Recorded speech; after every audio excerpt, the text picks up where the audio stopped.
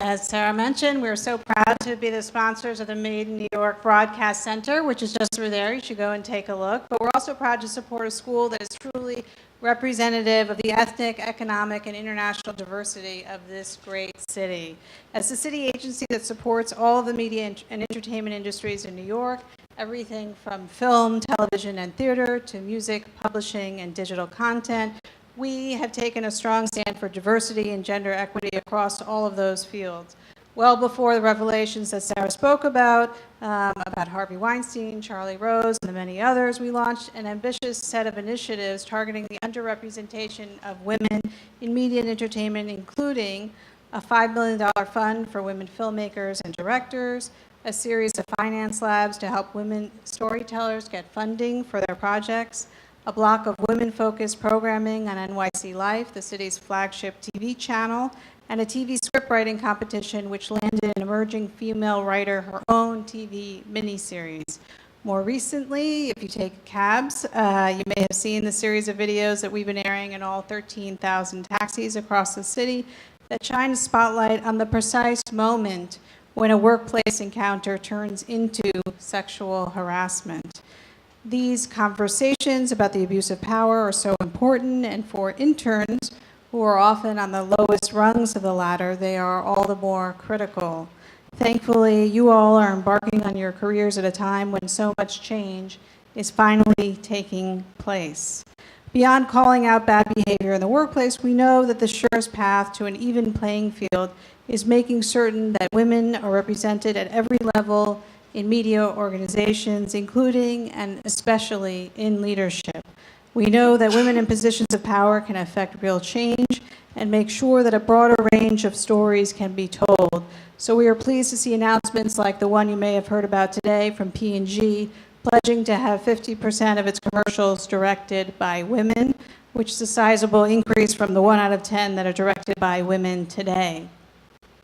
But to reach those ranks, we women need to take risks. We need to take on new challenges, even when we are not certain of our ultimate success. Research shows that our brains as women are wired to avoid risk-taking, but taking risks and making mistakes are necessary for building confidence and for self-growth. You may have heard the statistic that men apply for a job when they meet only 60% of the qualifications listed in the job description, but women apply only if they meet all 100% of them. Why is that? Research shows that a top reason is that women don't think they'll be hired and don't want to put themselves out there if they think they're likely to fail. Another reason for the gender difference, women follow the guidelines of who should apply, which is not surprising given our general tendency to be rule followers. So my recommendation for you today is to be less afraid of rejection, to be less afraid of taking risks, and to be less afraid of making mistakes. Instead, we should all get out of our comfort zone and be bold enough to get back up when we fall down, repeatedly if necessary. Tonight's panel is full of people who've been bold in blazing their own paths and in successfully navigating the modern media workplace.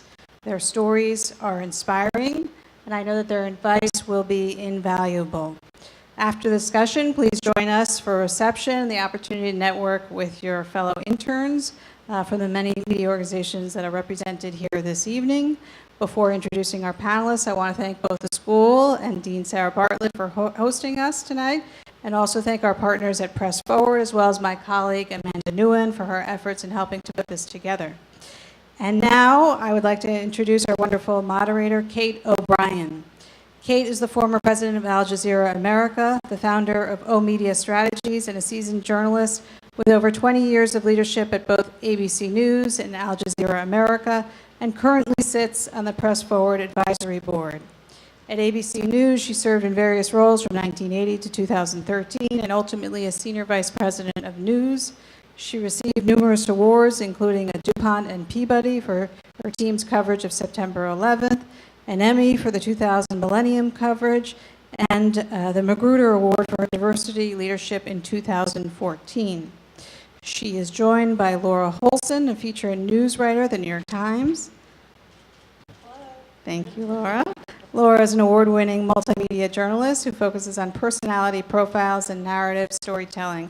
She's also written for Vanity Fair, the New York Times Magazine, and Smart Money Magazine. Next, we have Kyle Godfrey-Ryan, a co-founder of Press Forward and founder and CEO of Toon Studio. Kyle left journalism after working for Charlie Rose and now focuses on wellness. In 2017, she launched Toon Studio, a human refueling station that leverages a medical vibration technology. I look forward to hearing more about that. Nicole Lewis is the Tao Reporting Fellow at the Marshall Project and an alumna of this school. Before joining the Marshall Project, she wrote for the Washington Post, the Fact Checker blog. Next, we have Andrea Cohen, an employment and entertainment lawyer. She's a highly regarded business affairs, employment, and media attorney with over 30 years of legal experience and served for over 25 years at ABC Television. And finally, on the end, we have Brent Jones, the assistant managing editor of the Wall Street Journal, where he oversees training and outreach and has over 20 years of newsroom experience, which includes recruitment, college partnerships, and running a year-round intern program. You can find full bios of all of the panelists in your program, and I turn it over to Kate. Thank you, Kai. It is on. It's flipped to on. I'll take Kai. Thank you. All right. Thank you, Kai. And thank you, everybody, for joining us. This is going to be really an interesting and, I think, helpful panel. I will just start very quickly by saying I started out in this business as an intern. So your jobs this summer are really, really important as you decide which direction you want to go in the business. And what you learn about the business this summer will be invaluable every step of the way. I still remember things that I learned the summer that I was an intern. I'd like to ask the first question to Nicole, who is, of the people on this panel, the one most recently an intern.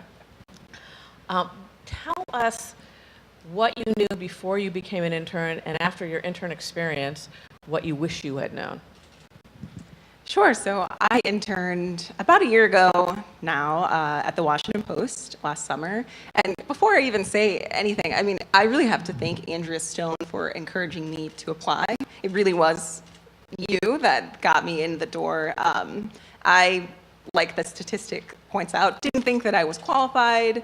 I had come to CUNY and was receiving a great education here, but I felt like I didn't have the clips. I had a few things under my belt, but you know, we're talking about the Washington Post, so to me the bar was extremely high.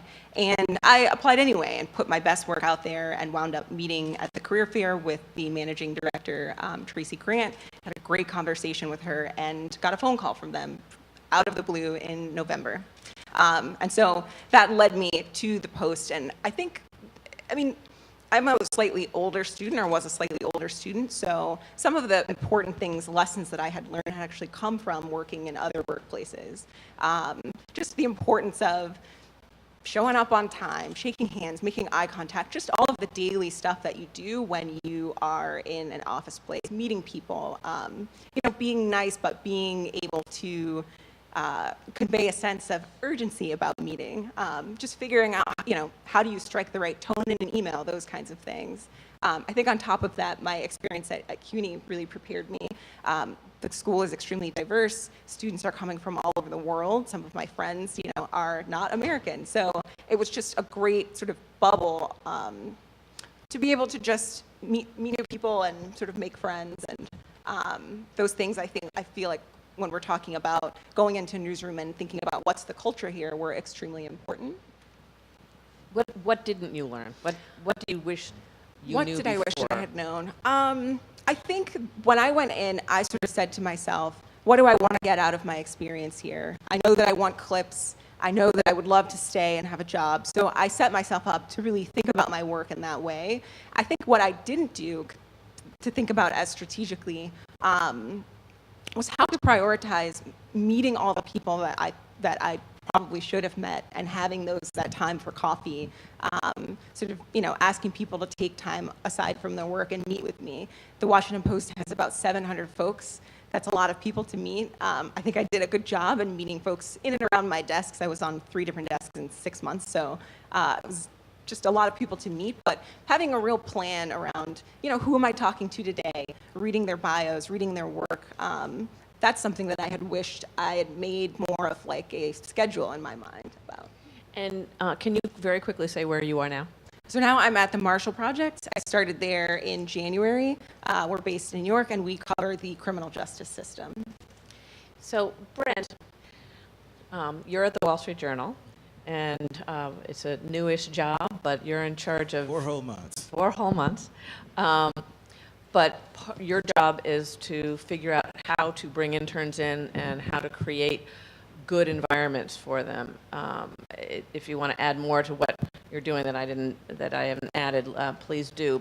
But talk about what kind of environment is the best environment for an intern, and how news organizations can pursue that. Yeah, I mean, I think, and something that, just to sort of bounce a little bit off of Nicole's point about being strategic, I think one word that the newsroom will hear a lot of from me, and the last newsroom where I worked and focused an intern program, is being intentional. Intentional about the kind of environment that we're providing as a newsroom, so that it's not just about, however, it's really important, the rich work experience, but a lot of times we get really narrow focused on just the work and collecting bylines and clips, and those things are great. But when you're talking about particularly an environment where you're talking about power shifts, you're talking about, where people are in the chains of command and decision making, it's largely about relationships. So you want to make sure that you're coming in with strong skill sets, but that newsroom environment or that workplace environment is also prepared for you, so that there are safety nets in place, so that there's a rich work experience, because you want to come in and you want to be able to have something measurable, but you also want to make sure there's an educational exchange that allows you a room to be able to raise your hand and ask questions, to still be a student as an intern. And it's easy to forget that, especially if you're in an environment where there aren't individuals who are tasked with programming and ensuring that, all the trains stay on track to make sure that what you signed up for is what you get. And then I think there's a third component, which is really sense of community. I'm really big about making sure that interns, especially in large environments, and the Wall Street Journal has more than 1,200 journalists all over the globe, lots of dots. I mean, I'm used to large environments, and even for myself, it was important for me to map out, going into that large place, who are my points of contact? Where are the pillars here? Who are the people who hold all the information? And really thinking like a journalist, and building on those interviews and conversations. So I look for those 3 components when I go into a newsroom, and if I'm asked, and this is the second newsroom that I've been asked to build on something and to look at the infrastructure of an intern program, and those are 3 things. I mean, at the Journal, speaking to rich work experience, I mean, the Journal does that very, very well.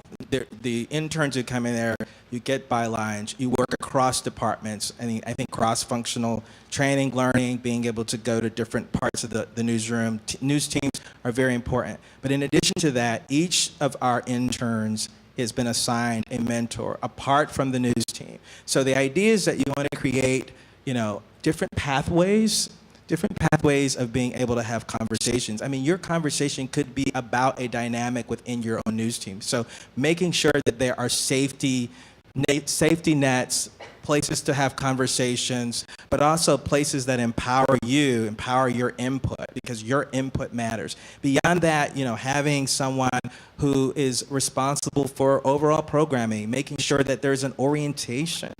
I think that's an important component, that when you come in, you're not just pointed to a cubicle, here's the work, and there's really no room for that. So making sure that we are providing, and in that orientation, who are the key people within this organization, big or small, that we need to know? What's their contact information?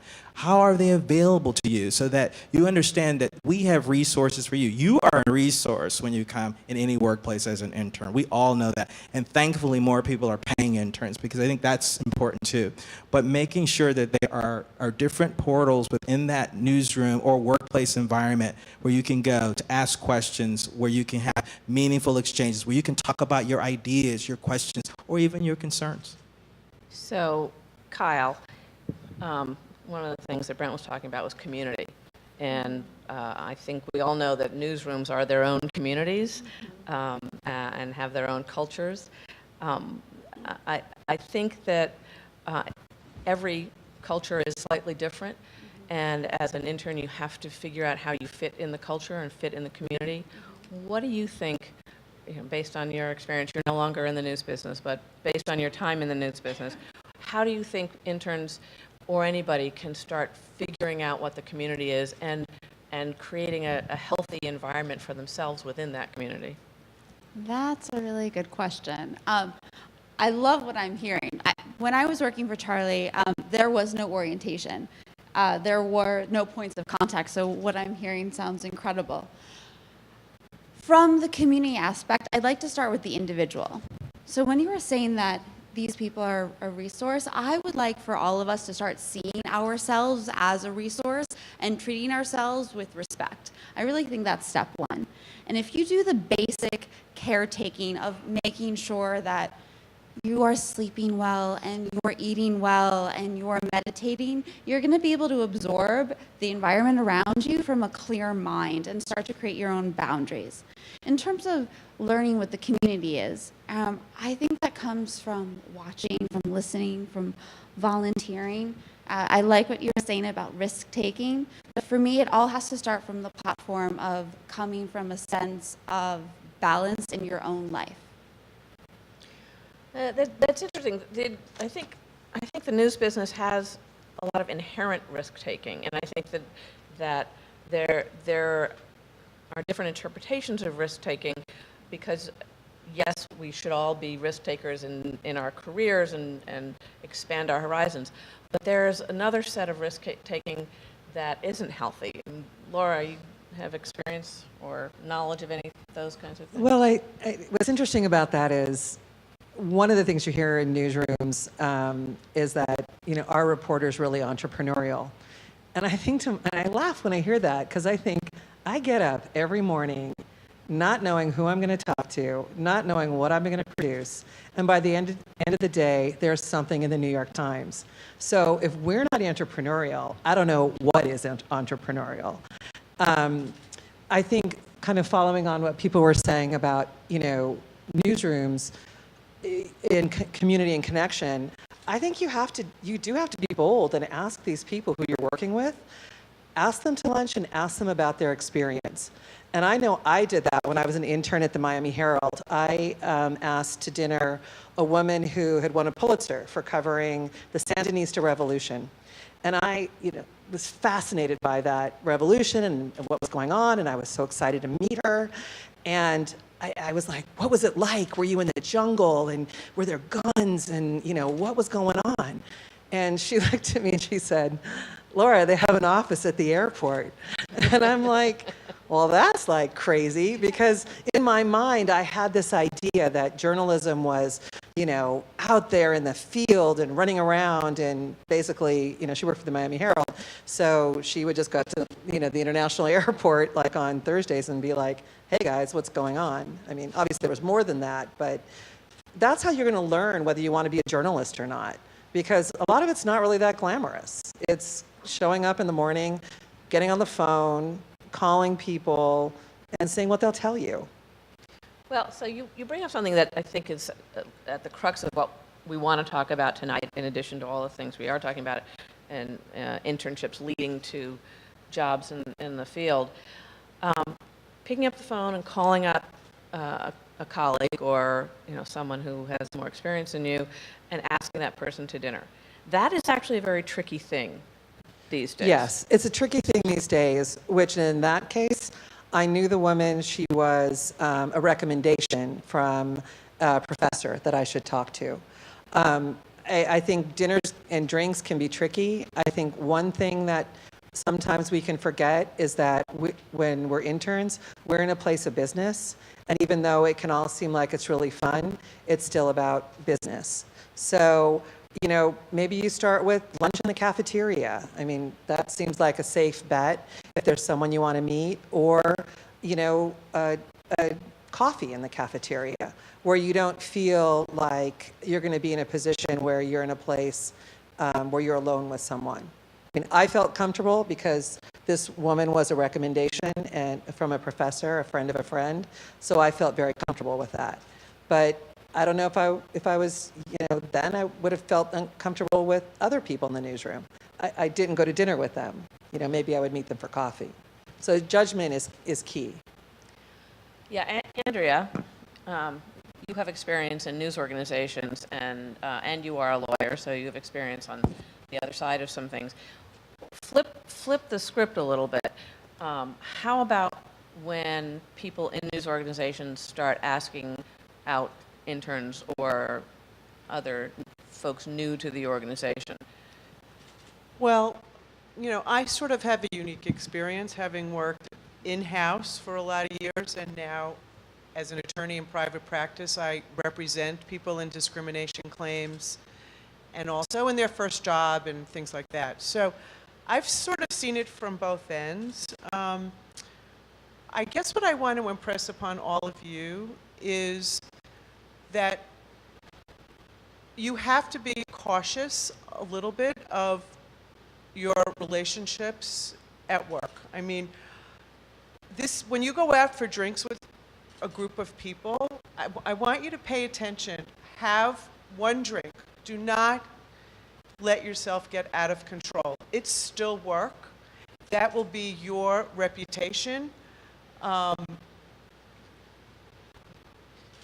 think there's sort of a tendency of interns, there's like a group of you all, it's fun, you go to the Met game, but I want you to really think about that this could be the first step in your career. You have to stay serious. You can't sit at work wearing headphones. You have to dress professionally.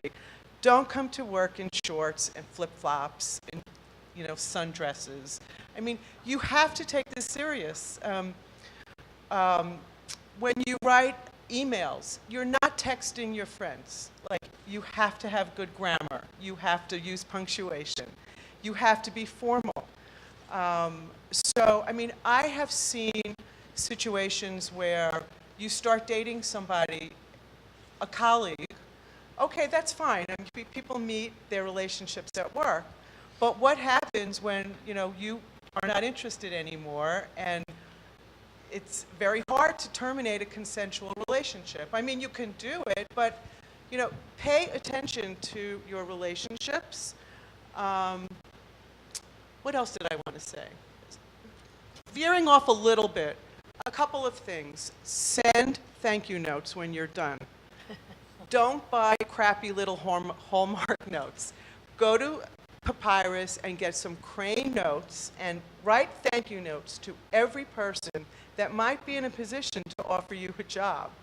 There are very specific things. Be the first one in, always. Never be late for meetings. Be the last one out the door. I mean, this is a great opportunity for you to get your first job. And, I don't want you guys to sort of get, sidetracked by the spirit of being an intern and having a good time. It's serious, and I want you to take it seriously. Can I say something about finding community? Absolutely. So I think how many people here are interns currently in New York City? So this is your most powerful community right now. Each one of you is in a newsroom in New York where most journalists, many, not all, but want to be. And you have intel on what happens there. And you get to use that. One of the most important things for me was being able to ask other journalists about their experience in the newsrooms where either they had left or where they were currently. And I was lucky as well because I was coming from a graduating class where people wound up in incredible newsrooms in New York and across the country. And so it was extremely important and valuable to me to be able to say, hey, I know you're at the New York Times. What's it like there? How are you being treated? How's it going? Are they going to hire you? These were questions that I asked of my peers time and time again. And when I moved over to the Marshall Project and I didn't really know anyone there, I still figured out how to find a contact and ask those same questions through friends of friends, through people at the Washington Post who knew other journalists. And I was intent on saying, hey, how's it going? let me know, what's the dirt, what's the culture like? Is this a position that I feel comfortable taking on? And obviously I'm here, so I did, right? But you guys are a really robust, powerful network, and I think one of the ways that bad things wind up happening in newsrooms is that we don't talk enough to each other among the same level, so we're unwilling to share that information. But it's so important in terms of knowing what you're going into. You have social media at your fingertips. You have LinkedIn. You have Facebook. You can find people. And I think sort of Brent brought this up, but taking on the job and figuring out what the culture is or what you need to know, like a reporter, like a journalist, and not being afraid to ask, uncomfortable questions.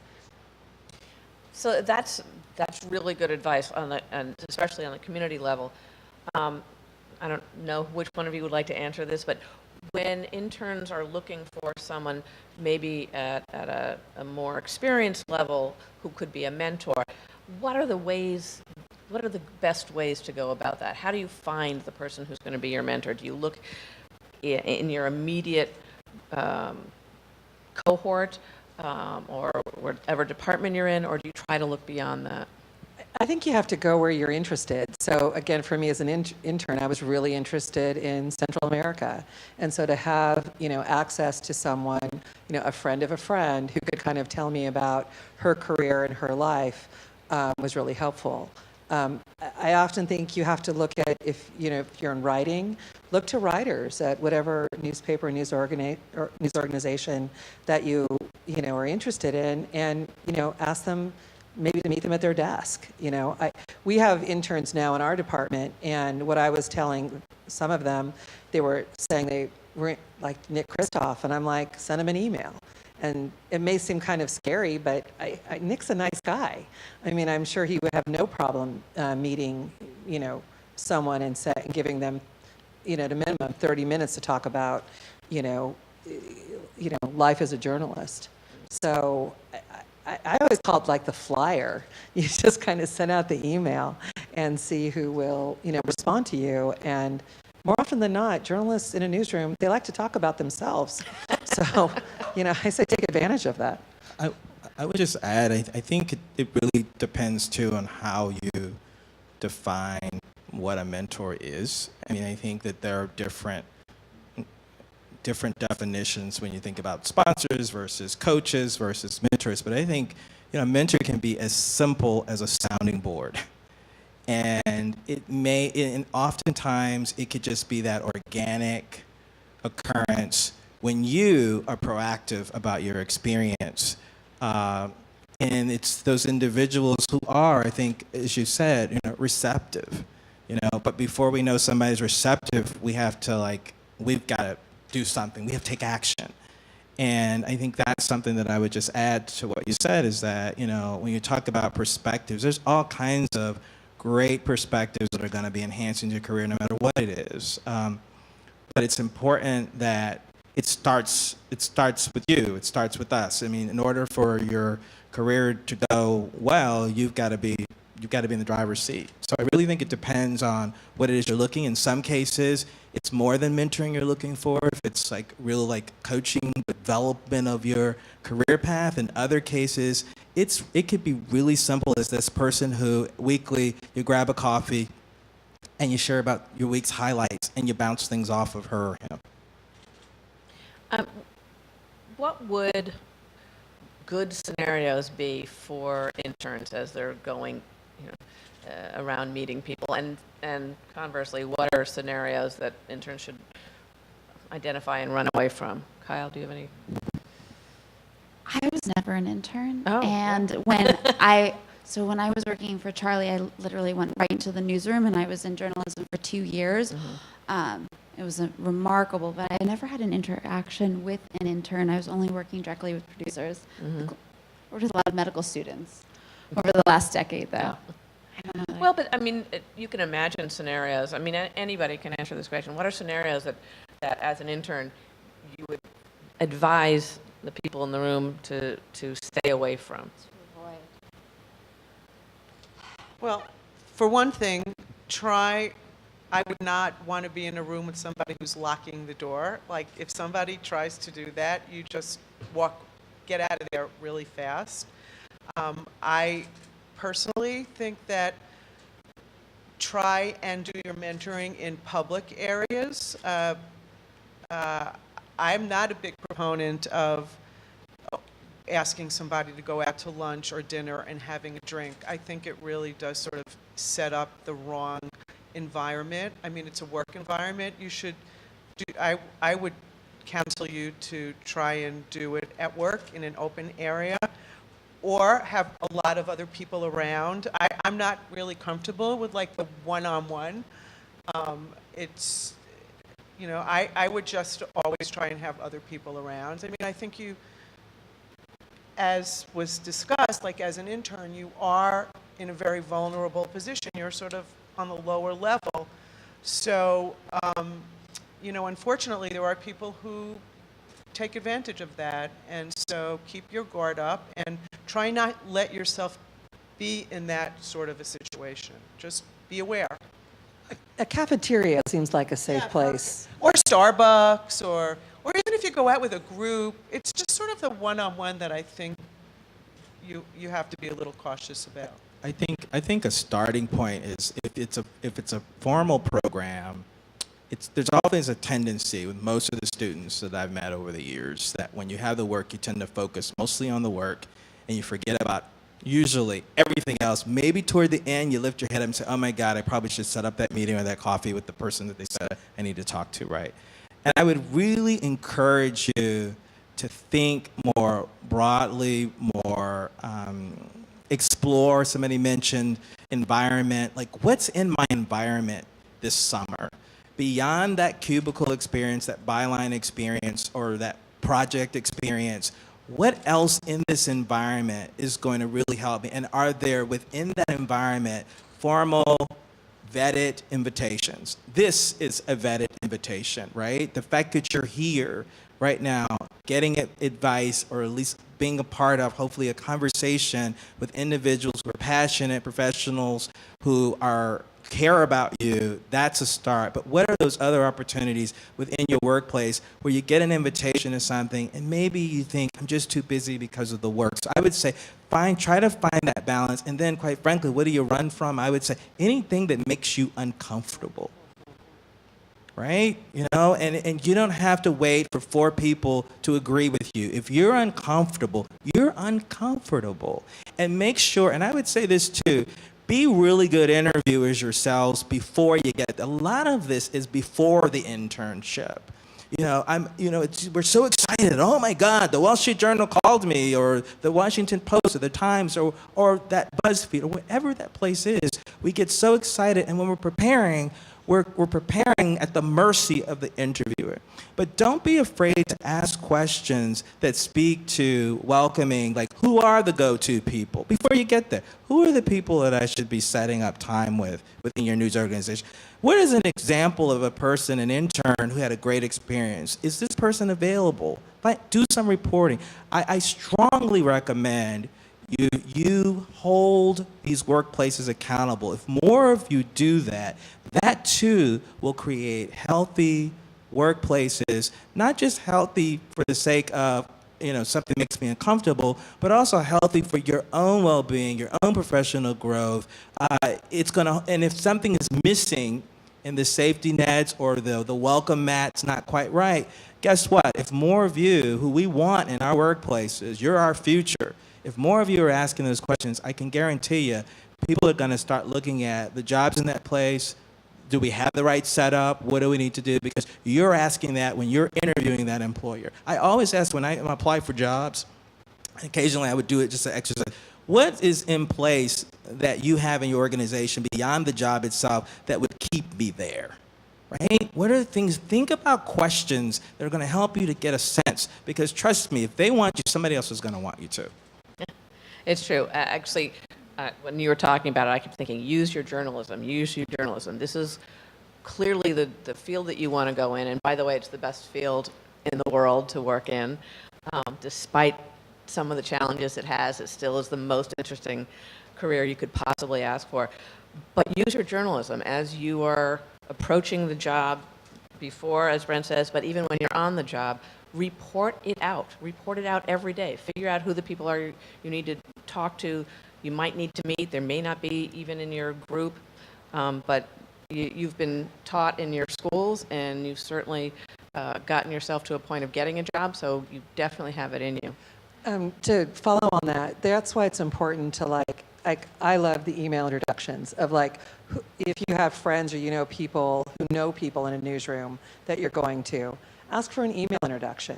And that way it's kind of, that's a vetting, right? This is a vetting, but getting a recommendation that you should talk to a certain person, that they will be helpful to you, that's its own kind of vetting too.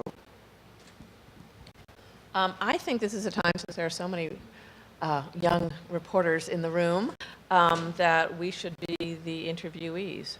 So who of you has a question? And Andrea or Sarah is going to be, they're going to be the mic people.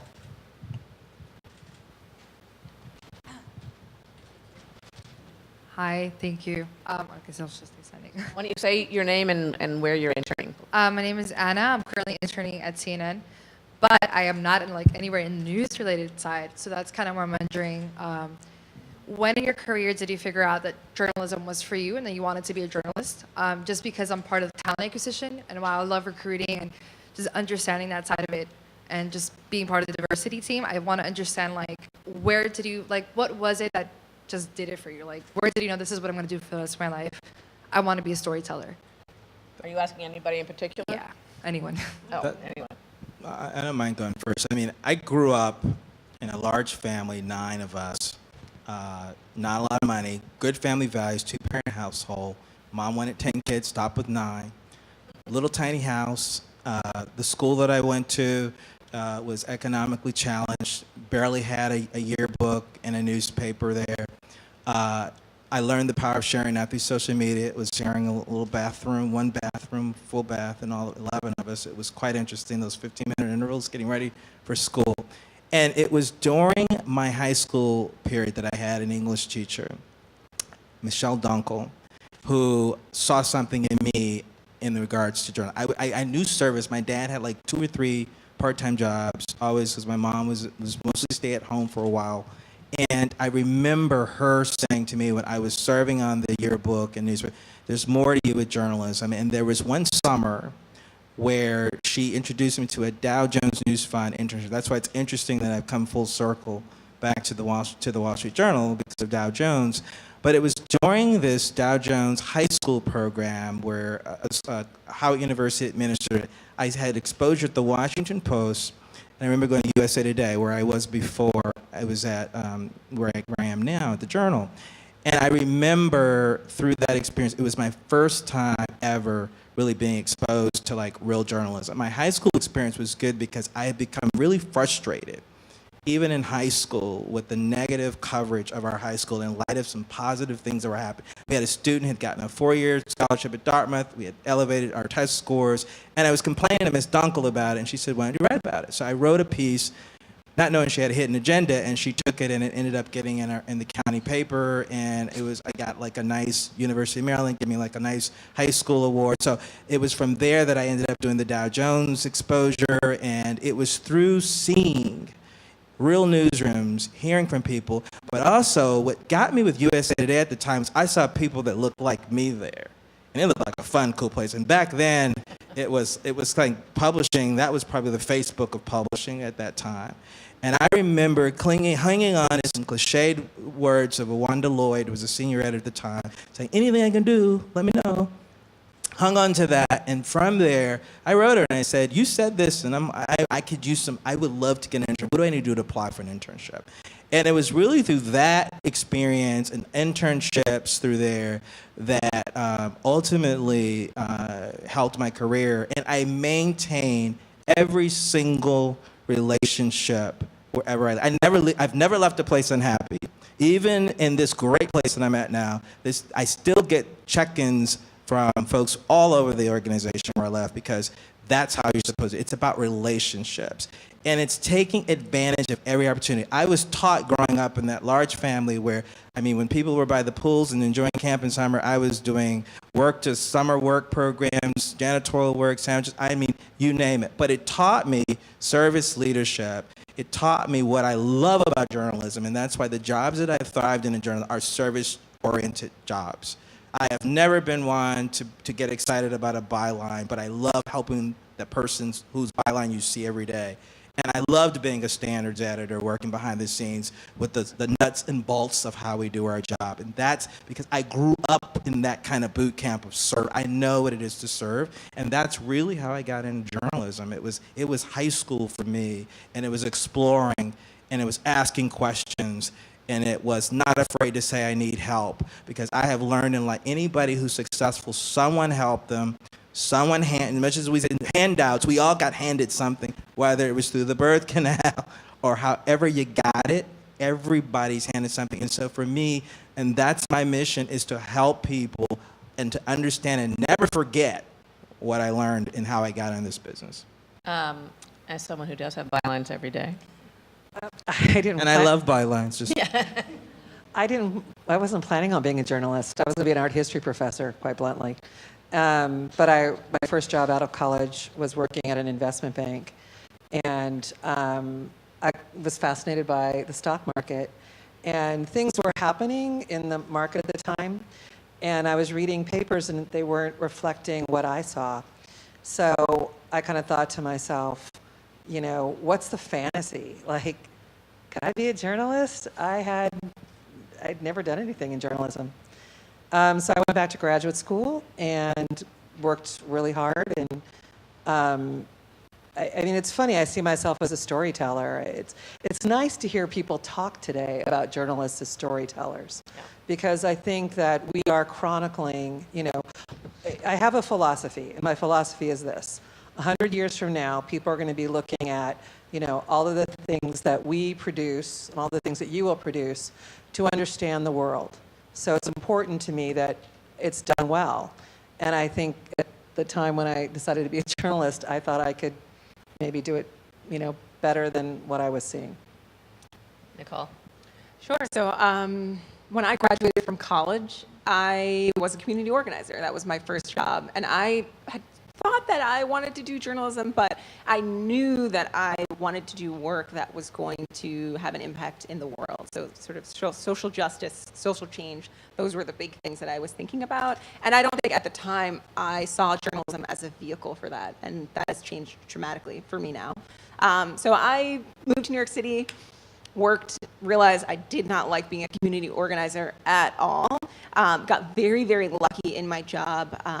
They needed someone to basically write about the experience of organizing. I was working with building a community of young donors, sort of different than traditional organizing. And they wanted someone to sort of summarize some of the big takeaways. What are the challenges? What are the stories around personal wealth, global wealth that this community of people tells each other and that upholds capitalism and all these sort of other things? And so I was tasked with sitting down with a bunch of our members and just finding out all about them. What did they believe in? What was motivating them as young people who had inherited money to then turn around and give it away?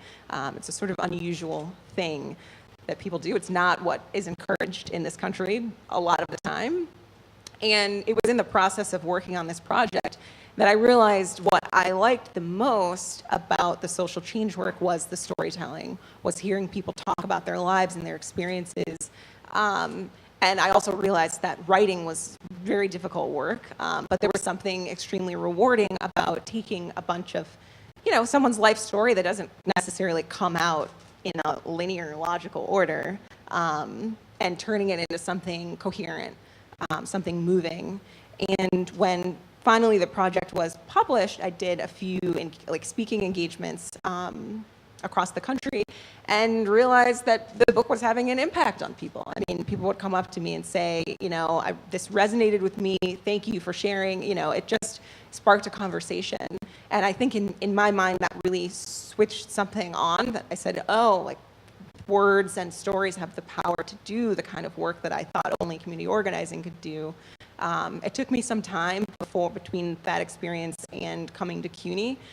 Mostly I didn't want to pay to go to grad school. I didn't want to spend a ton of money to be a journalist. It just didn't quite make sense in my mind. And thank God I found CUNY, a very affordable option in New York City where I already was. And so here also then I got exposed to, impact journalism, solutions journalism, the kind of watchdog journalism that the Marshall Project does. And it really solidified this idea that by telling these stories, specifically for me about the criminal justice system where people don't have an opportunity to raise their voice, their rights are being violated in any number of ways at any given time in lots of places, that it's really important to keep, to tell those stories as well. And it helped me understand that journalism can have, and I think we see this now, a huge impact in the world. It's not just, fun news or feature stories. It's all of the above. So that was my path, yeah. I also started as a storyteller. When I was young, I did a lot of charity work. I worked for UNICEF, and I ran a pilot program. From 13 to 16, I did a lot of work in Africa, where I would fly with the president of USA UNICEF, and we would report on what was happening. And the concept was that if a child could tell the story to other children, then we can communicate the message and impact and transform the situation. And I had to start writing these stories from someone else's perspective, because someone who grew up in New York City and went to private school wasn't capturing the voice of a child that walks 2 hours a day to collect clean water, to come back and serve her family. And it started from there, where I really learned to remove my own point of view, and then I spoke a lot and addressed the UN, and I had to get better at speech writing, and I realized that this was my passion. What I needed to do was help communicate other people's stories to create change. I'll tell you my intern story. I actually, so I come from a family of journalists. My father was a print journalist and a radio interviewer. My sister, who's in the back row there, was at the Wall Street Journal for many, many years and is now at Columbia. My daughter is at Bloomberg News.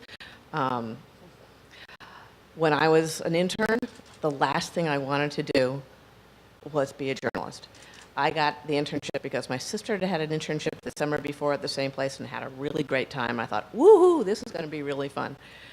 I went, and it almost hit me over the head, that moment of passion, that moment where you realize, oh my God, this is what I have to be doing, hit me that summer. And it may hit you this summer. You may be in some place, in talent recruiting, or looking at somebody's reel, or reading somebody else's work, where you realize, oh my God, I want to be doing this. I didn't expect to be doing what I did, and then here I am, umpteen years later, generations later, sitting among all these storytellers, and each one of you is a storyteller. But you'll have that moment where you'll realize, oh my God, this is what I need to be doing. And, I'm still here. More questions, please. Yes. And we'll be shorter in our answers, I promise. Hello, my name is Angelina, and I'm an intern at Gimlet Media. My question is more directed towards the subject of this panel, which is, code and conduct in the workplace. And you guys have talked a little bit about, if you feel uncomfortable, run, right? But I want to know specifically, next steps. What's the legal recourse that an intern has? What do we do? Do we go to HR? Do we go to the head of HR? Do we go to our intern? Or do we tell that person directly, hey, you made me feel uncomfortable? And do we say that in an email? And I'm asking this because I want to know, I want to hear you guys speak from your own personal experience navigating that space as professionals. Andrea, why don't you take it at the beginning, and then other people can weigh in. Okay, well, first, let me say my first job, I had a man stick his tongue down my throat and kiss me goodnight.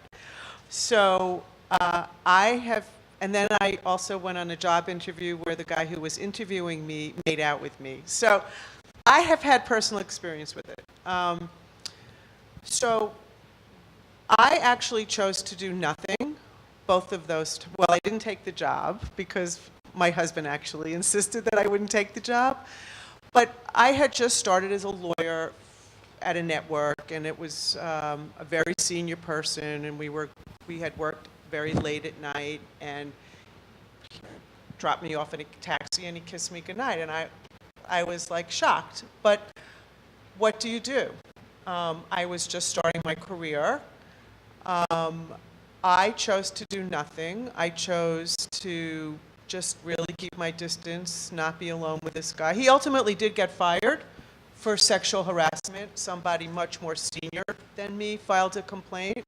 Hey, Andrea, if this were happening now, Okay, so would you have the, I mean, there is a generational thing, which I yes, think is really there is a fascinating. generational thing, but you see, I have a little bit of a different perspective because I represent mostly a lot of women who have been harassed, who have gone to HR, and who have been retaliated against. I mean, it's interesting. Much of the claims before the EEOC now are not sexual harassment claims, but they're retaliation claims. So, much as employers will tell you, go to HR, and I'm sure this may not be what you want to hear, but I feel like you need to hear this perspective, that it's often a very difficult thing for your career to step forward and do this, especially when you're starting out. You'll get I don't want to say reputation, but it can follow you. But okay, so let me be specific. The first thing that I would do is I would go to my supervisor. I would go to somebody who I trust and say, listen, I'm having a problem with this person. Can you help me? And I would be honest with that person. I mean, it's somebody that you trust. The downside to doing that is that when you tell that supervisor, they have an obligation under the company policy to report it. So, you have to be careful who you talk to, what you tell them. The other thing is, in my experience, HR is essentially worthless.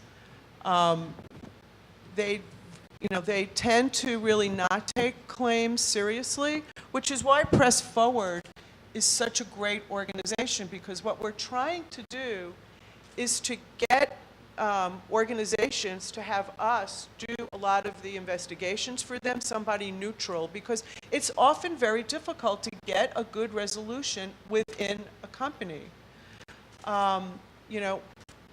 Sometimes HR can help. They can get you transferred. Don't think about suing somebody for sexual harassment. It is so difficult. It is, it's he said, she said. If somebody is emailing you things, I want you to keep copies of everything. You have to be a record keeper. Oh, do not do anything on a work computer. The company owns everything on that work computer, including your LinkedIn, including your Gmail accounts. So if you're keeping a record about anything, you must not keep anything on a company computer. I don't mean to be discouraging.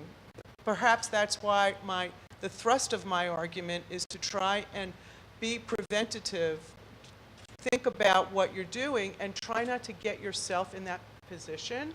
I'm not in any way blaming people that, sometimes you just can't help it. I mean, sometimes somebody reaches over and tongue kisses you in a car.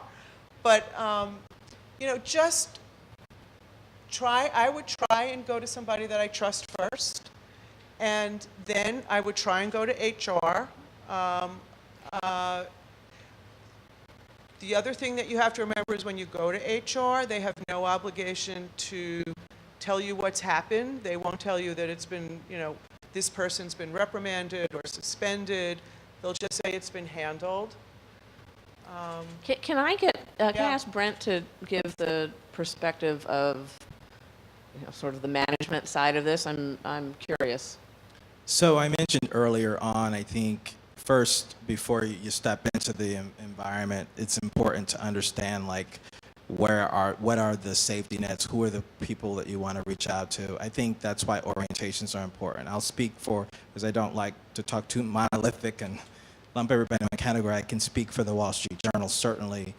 We have an orientation, and in that orientation, we're very specific about the multiple pathways. Who are the individuals? Sometimes we're an intern, we don't even know who to turn to. Or maybe it's only one person, and that's the person that we're working with, right? So I think it's really important, number one, that for us is that there's training in place. So we train our mentors, we train our supervisors of interns, we help interns understand these are the official pathways to help. These are pathways that may represent accountability within the organization. And again, I respect different HR departments are different, right? So I'm always careful about, each place is different, but I think you can look for signs before you step in the door and ask, do you have an orientation here? And ask that same question. So in our newsroom, we have individuals, contact information, and again, it's not even saying, let's weigh what it is that happened, but if you're uncomfortable, that matters to us.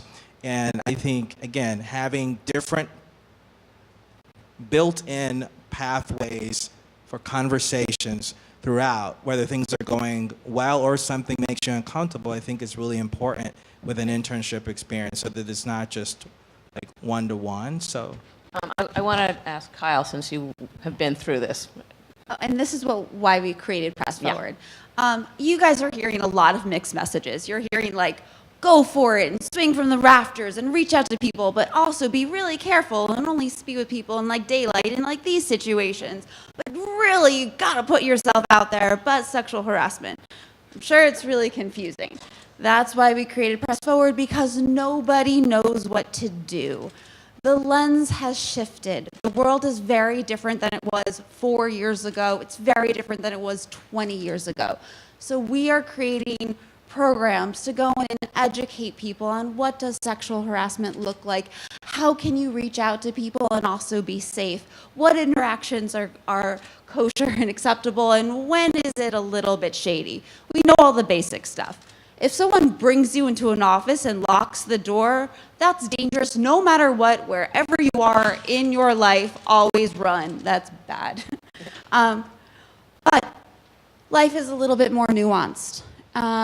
Things are usually a little bit more subtle, and power is tricky. Mostly people aren't going to pin you against a wall and stick their tongue down your throat because that's pretty black and white. That's bad.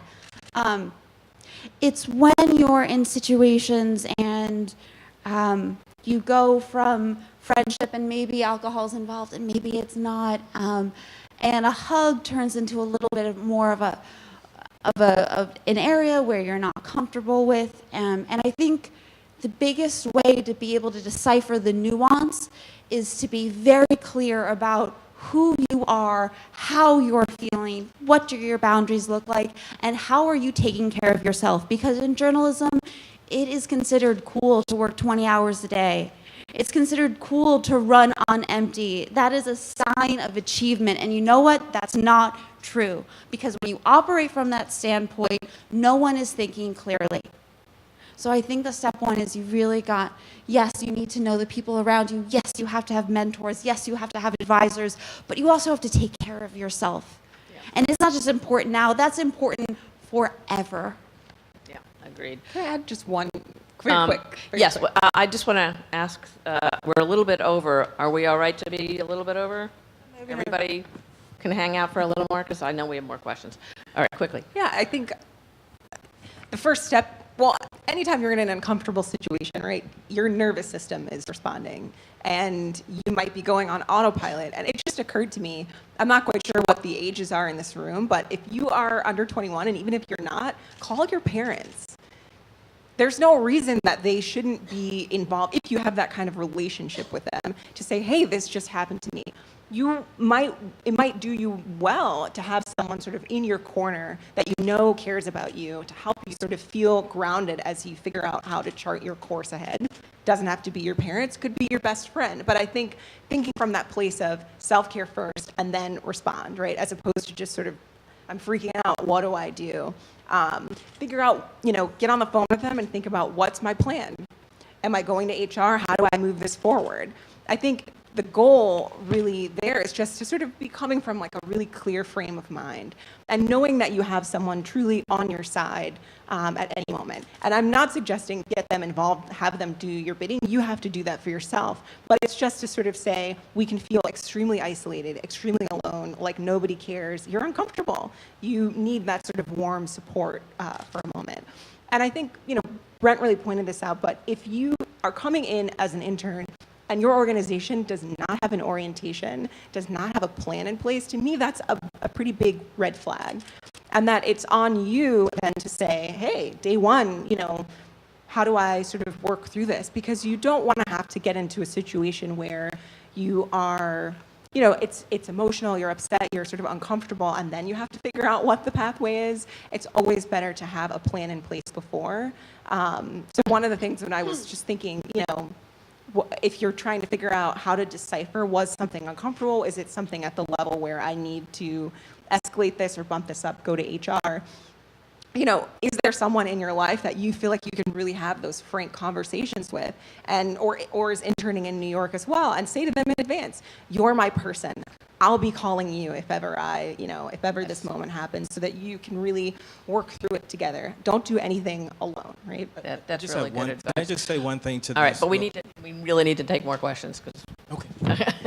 It was just really quick, because I think to the point of asking it, when something happens to you, it's so emotional, it's hard to think clearly. And when we have fire drills, we have them for a reason, because when the fire's happening, you don't always think about all the right steps. So I would also say, these kind of settings, what we're doing right here today, are important. And in your workplace, thinking through scenarios before they happen would be the only thing I would add. Yeah. Yes. Hi, my name is Farnoosh. I'm a graduate student at NYU, and I'm interning at NBC. So I feel like all this conversation has been like preventative, during, so kind of I think all of us are interning in a post-Me Too movement where at places like NBC, who has been plagued with the situation, and other organizations that are represented on stage. How do you deal with separating, because I've had only positive experiences with my second semester with them. How do you deal with, as a journalist, because you're reporting on that most of the time, and it's this awkward place where you have to report on yourself or on your company. So how do you separate something that one horrible man did from an amazing entertainment group or a news organization and go forward from that? And that's for anyone who has had experience with that. Well, I'm actually going to take this one. The world is a messy place, and particularly as journalists, we jump right into the middle of the messy places. That's what we do. That's what we are reporting on. I think there is no organization. Well, there are very few people in the world who are only one thing, and there are no organizations that I can think of that are only one thing. I really can't even come up with an example.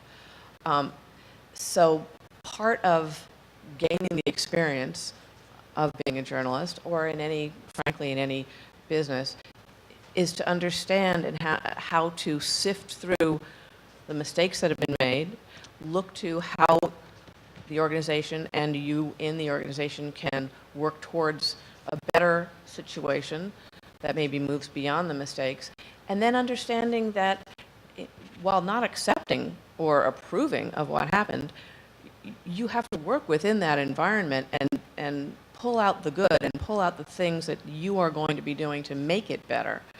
I think it's unrealistic to think that there's one black and white, this is bad, we can't accept any of this, in any organization or about any person, because everybody's got nuances, and every organization has nuances.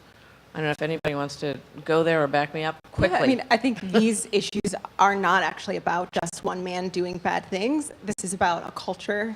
This is systemic. We have not dismantled the patriarchy by any stretch of the imagination. So I think, yes, everything is shades of gray, and it's not to say to excuse behavior, but to really understand that we're living in such a complex moment, right? And so a lot of the ways that these issues are perpetuated is by remaining silent and choosing not to sort of speak out and not to figure out how to sort of raise them up and bring attention or sort of save the person sitting next to you, right? That you're being sexually harassed and maybe you don't want to do anything for your career, but you also have to think about all the young women who might be coming through that door after you. What are we doing to sort of help protect them as well? And so if you can't figure out to do it for yourself, do it for that person. It's sort of a useful frame in my mind sometimes. And so, you know, it's just to say that we almost always have to take the good and the bad. I write about, you know, prisons and criminal justice all the time. It's weird to write positive stories, but we have to remember that in a system, right, that is just can be so devastating that there are kernels, little pockets where positive things are happening. I think thinking about what are organizations doing in terms of creating and fostering good cultures, good standards, you know, are they putting things in place to prevent these kinds of things from happening again? If it looks like no one is taking accountability or responsibility, I don't know. But if it looks like, you know, they've got a team of people who are really invested and we're figuring out what to do, that's more hopeful to me. Let's take a question from the back. Or actually, you're sort of in the back. Yes, sir.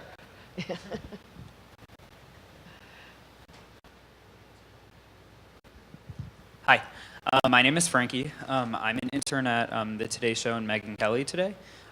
This is my first internship where I have been amongst a lot of other interns, and sometimes I feel like I'm just another intern. Like the Today Show has interns in the summer and the fall and in the spring, and like I'm just another round of like the people who have worked there see us 3 times a year. What's the best way to distinct you from like being just another intern? Because everywhere I've worked in the past, intern-wise, I was the only one. You know what I mean? So you were right, which distinct worked in on my your own. benefit, but now I'm just trying to figure that out. So whoever can answer that, if that's okay. Thank you. Thank you for this, by the way. It's awesome. Go for it. Go for I it. mean, I think the way to distinguish oneself is the quality of the work and your professionalism. Yep. I mean, in any person who, you know, interns that we've had lots of them at the Times, that's what really made them stand out, is the quality of their work and their professionalism. Yeah, I would echo that as a longtime manager. You know who the people are who are every single day going above and beyond and solving problems for people, you know, work problems, not personal problems. And it's not about working 20 hours a day. It's about doing really great work when you're there. And if that requires coming in on a day off to finish a project, then those things happen. But people should know you for what you bring to the table for work. And if you're doing that and if you're killing it every day, they're going to remember you, and they're going to remember you even among a bunch of your peers. One thing I would say too is if you want to stand out from the crowd, learn the crowd. You know, a lot of times when we think about standing out, we focus on ourselves and what we bring, but what's around us? What do we add to what's already there? Again, it goes back to studying the work environment. What are your challenges? What are the assets and resources here?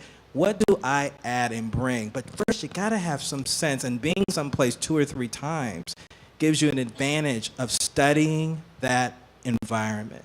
To know to make a difference in the journal, I'm spending lots of time, and I said part of my job is one-on-one. I have learned so much in advanced planning from learning the people already in the room.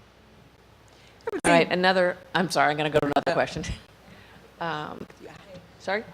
All right, last question. Hi, I'm Kellen Nettles. I'm interning sort of remotely with the creative director here for a magazine in Dallas. Okay. And my question so we talked about how, especially with cases of like sexual harassment in the workplace, it can be kind of nuanced. I wanted to talk more about issues of diversity in the workplace and how, because I feel like those topics are kind of like, you can be uncomfortable, but it's a different uncomfortable. It's not uncomfortable that you need to talk to HR, but it's uncomfortable that this is just weird, like in an environment where you can be in a work environment where most of the people are of the same background and descent. And I just want to know like how you address those kind of issues, and when you know like you're in a place where you need to walk away, or if it gets to a point where you need to talk to someone, like how do you navigate that? Yeah, I think, so one of the pieces of advice I gave earlier about sort of figuring out what the culture is in your newsroom and doing your reporting, this is a place where that really comes into play. I think it's extremely important, if there are, to find other journalists of color, of a particular religious affiliation, and ask them the questions about what was it like for you? How does it go for you? Is there anything that I need to know? You will find typically that people are really willing, if you have developed that relationship enough, they're really very willing to be honest and upfront about what the challenges are. And it's well worth it to do that, upfront reporting, because you may find out, oh, well, multiple people are saying, there's a particular person here, or this culture is not quite a good fit for me. And still, you need to use your own judgment to suss out, is it worth leaving this opportunity on the table? But I think it is important to get that intel. And then I think a big piece of it is about building those kinds of personal relationships in a way where it's possible for you to stand up and say, I'm not comfortable with this. I think that I'm obviously Black, and I think, it doesn't do me any good to shy away from really saying, hey, no, this is not okay with me. You can't say that around me, or whatever. I'm really taking the risk of offending people. I think I've always decided that I matter more than, and maybe it's because I'm a millennial and just those are the values that we sort of live with now, that I'm just not going to be demeaned or undermined. These are not experiences that I've had, but that's just how I sort of come to it. And just figuring out, without being super dramatic or, but just saying, hey, this is a hard line. I didn't like that joke. I didn't find it funny. I don't know, you matter. And I think, we can't change a culture by just accepting what comes our way, but really saying, it ends here, it ends with me, so. Wise words on that issue, but also on all the issues we've been talking about today. Can we do one very quick lightning round? I'd ask the group to come up with things that they would hope to tell you, and if you've already talked about them, then say pass. But I'm going to ask each one of you to say one thing that you think interns should know. Starting with you, one thing. I think know the room. Sorry, I stole it from you, but Yeah. know the room. That's Okay. really smart. Kyle. They need you just as much as you need them. Nicole. Use your skills to find out as much as you can about the newsroom, the culture that you're in. Andrea. Where's your mic? Network both above and below. People you report to and people that report to you and people that are your colleagues. Brent. I'm going to pass since mine was stolen. That's a writer. We always take from the editors. There you go. Time stealing from the journal. We had it first. Thank you, Kai. Thank you, Sarah. Thank you, Andrea and Amanda. This has been a pleasure, and thank you all the panelists.